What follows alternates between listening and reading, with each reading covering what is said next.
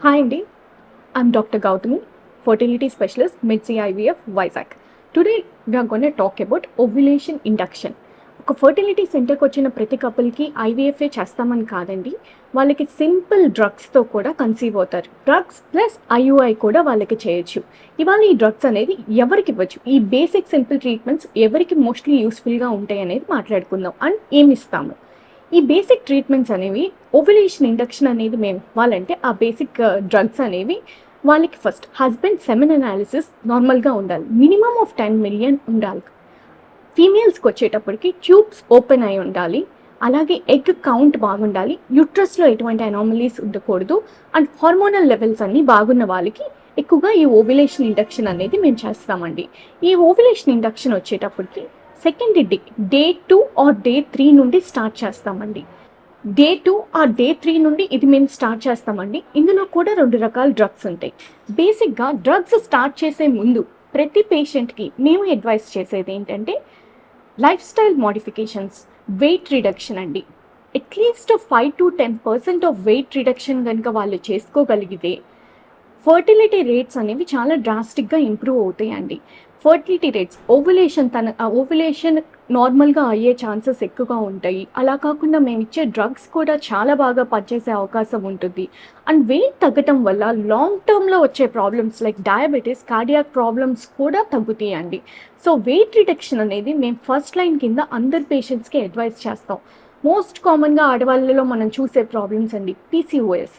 ఈ పీసీఓఎస్ ఉన్నాళ్ళలో 80% వరకు ఒబేస్గా ఉంటారు. అంటే వాళ్ళ బిఎంఐ ఆల్మోస్ట్ 28-30 అలా ఒబేస్గా ఉన్నాళ్ళు కనుక వెయిట్ రిడక్షన్ చేసుకోగలిగితే వాళ్ళకి స్పాంటేనియస్ ఓవ్యులేషన్, అంటే ఎటువంటి డ్రగ్స్ అవసరం లేకుండా వాళ్ళంతటి వాళ్ళే ఓవ్యులేట్ అయ్యే అవకాశం కూడా చాలా ఎక్కువగా ఉంటుంది. సో లైఫ్ స్టైల్ చేంజెస్ అంటే ఎక్సర్సైజ్ చేయటం రెగ్యులర్గా, అదే కాకుండా అట్లీస్ట్ వారానికి 2-3 సార్లన్నా ఎక్సర్సైజ్ చేయటం, దాంతోపాటు డైట్, కార్బోహైడ్రేట్స్, లో కార్బోహైడ్రేట్స్, హై ప్రోటీన్ డైట్ ఇవన్నీ చేసుకోవటం వల్ల చాలా ఉపయోగకరంగా ఉంటుందండి. వెయిట్ రిడక్షన్ తర్వాత ఫస్ట్ లైన్గా మేము చెప్పే వెయిట్ రిడక్షన్ తర్వాత కొన్ని డ్రగ్స్ కూడా ఇస్తామండి. ఆ డ్రగ్స్లో క్లోమిఫెన్ సిట్రేట్, లెట్రోజోల్ అనే 2 రకాల డ్రగ్స్ ఉంటాయండి. ఈ క్లోమిఫెన్ సిట్రేట్ వల్ల అంతకుముందు ఎక్కువగా క్లోమిఫెన్ సిట్రేట్ వాడేవాళ్ళండి. ఈ మధ్య కాలంలో అందరం లెట్రోజే వాడుతున్నాము బికాస్ ఆఫ్ వేరియస్ రీజన్స్ అండి. ఈ డ్రగ్స్ ఏదైనా డే 2 నుంచి డే 3కి స్టార్ట్ చేసి కంటిన్యూస్గా 5 డేస్ ఇస్తామండి.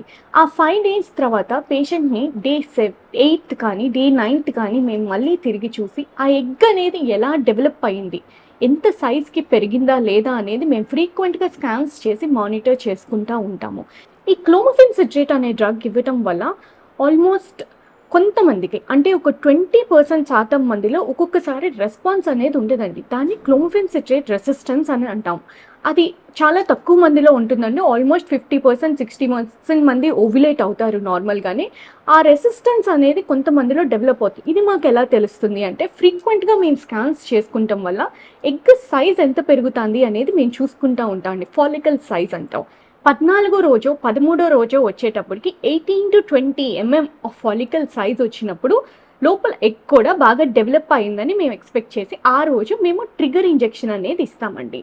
ట్రిగర్ ఇంజెక్షన్ ఇచ్చిన తర్వాత ఒక 36 అవర్స్లో 24-36 అవర్స్లో ఎగ్ రప్చర్ అనేది జరుగుతుంది. న్యాచురల్గా వైఫ్ అండ్ హస్బెండ్ని ఆ టైంలో న్యాచురల్గా ట్రై చేయమని చెప్పచ్చు ఒక పద్ధతిలో. రెండో పద్ధతిలో ఏంటంటే ఐయుఐ అనేది మేమే చేయొచ్చు. ఐయుఐ అంటే ఏంటంటే అండి, IUI is a simple office procedure అని ఎందుకంటున్నాం అంటే అండి, ఆ రోజు ఆ లేడీ ఆ రోజు మార్నింగ్ వచ్చేసి ప్రొసీజర్ చేయించుకుని వెళ్ళిపోవచ్చు అండి. దీనికి ఏమి హాస్పిటలైజేషన్ కానీ ఇంకా వేరే ఎనస్థీషియా కానీ ఎటువంటి అవసరమూ లేదు. ఐయుఐ అంటే ఏంటంటే మేము ట్రిగర్ ఇంజెక్షన్ ఇచ్చాక ఒక 24 అవర్స్లోనూ 36 అవర్స్ లోపల ఒక్కసారి వైఫ్ అండ్ హస్బెండ్ ఇద్దరిని రమ్మంటామండి. వైఫ్ అండ్ హస్బెండ్ వచ్చినప్పుడు ఒకసారి మేము ఫీమేల్కి స్కాన్ చేసి చూసుకుని ఎగ్ రప్చర్ అయిందా లేదా అనేది చూసుకుంటాం. ఎగ్ రప్చర్ అయితే కనుక హస్బెండ్ శాంపిల్ తీసుకుని మేము ల్యాబ్లో ప్రాసెసింగ్ చేస్తాం. ప్రాసెసింగ్ చేశాక ప్రోగ్రెసివ్లీ మొటైల్ స్పోన్స్, బాగా కదలికలు ఎక్కువ ఉన్న కణాలను తీసుకుని మేమే గర్భసంచి లోపల వేస్తాం. ఇది చాలా సింపుల్ ప్రొసీజర్ అండి. ఈ ప్రొసీజర్ అయ్యాక 1 అవర్లో పేషెంట్ ఇంటికి వెళ్ళిపోవచ్చు. నార్మల్గా యాక్టివిటీ, వర్క్ అన్నీ రెగ్యులర్గా నార్మల్గా చేసుకోవచ్చు.